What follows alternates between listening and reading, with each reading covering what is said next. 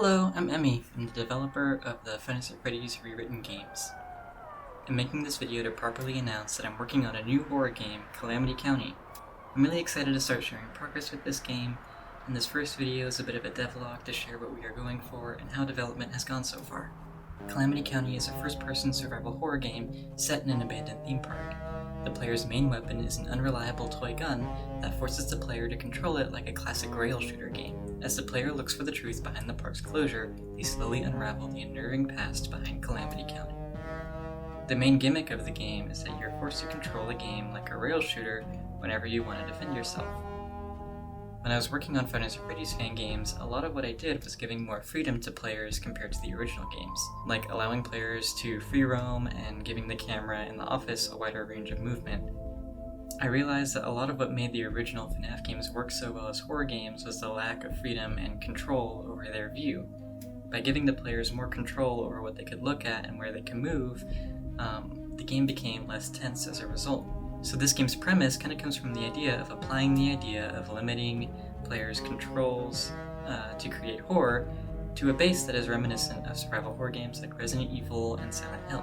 When the player isn't in combat, they will be collecting resources, solving puzzles, and using basic stealth mechanics to progress.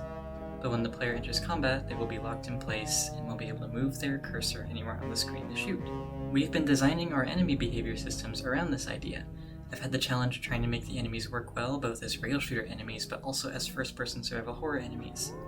Something that you might notice in the gameplay footage I'm playing is that when they are planning to attack you, they always make sure to stay in your FOV. They will go behind objects and pace around, but they won't go out of your field of vision unless you move or if they are trying to recover from being hit. This is to ensure that the player doesn't get attacked when they don't know it was coming. We're going to have enemies that do intentionally go out of the field of view to keep the player on their toes and of course play into the fear of not being able to move your vision, but those will be properly telegraphed to make sure that the gameplay doesn't feel unfair and that the player will actually be able to gain the skills to deal with that as the game progresses. The game as we know it only really kicked off production in January of this year. We aim to finish it by Christmas.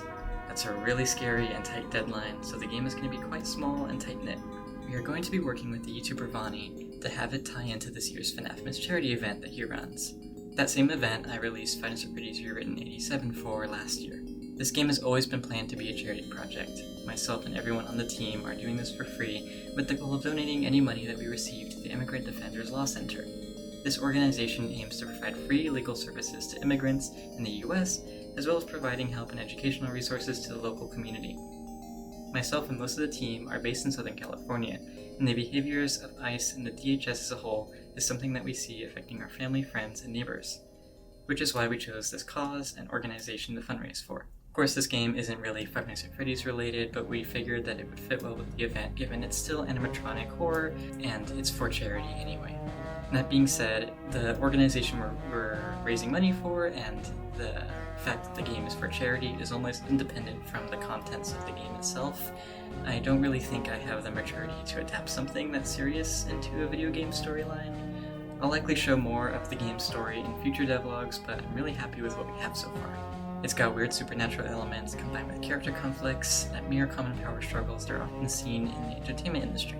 Since January, myself and Alex, who are the project's two main programmers, have been working to implement most of the planned mechanics and features. While we've been working on that, our concept artists have been creating designs for characters, environments, and props.